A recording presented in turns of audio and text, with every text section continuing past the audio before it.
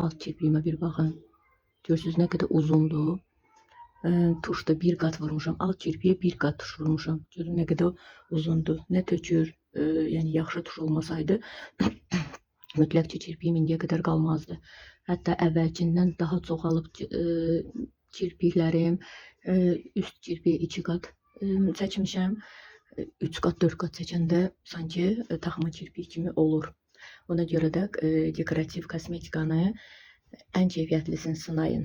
Bu tanalı olsun, bu qələmi olsun, bu pomadası olsun, yəni dodaq boyası olsun, ten, yəni bunların hamısı keyfiyyətli olmalıdır. Və belə deyim, pərakəndə satışda olanları mənşəyi bilinmir. Hardan gəlib, nə edib. Ona görə də birbaşa satış şirkətlərin məhsulları çox keyfiyyətli olur. İllərdə də mən istifadə edirəm. Hər cür tuş da sizə tövsiyə edə bilərəm, hər cür kosmetika.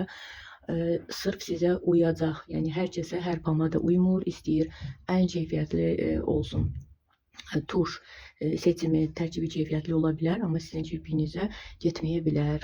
Eləsinə də qaş tuşu, qaş qələmi, yəni bütün dekorativ kosmetikaya nə vardısa orada hər kəsin özünün dərisinə, dodaq dərisinə, göz qapaq dərisinə uymalıdır. Bunun tövsiyəsini də mən edirəm və geri dönüşlər möhtəşəm olur.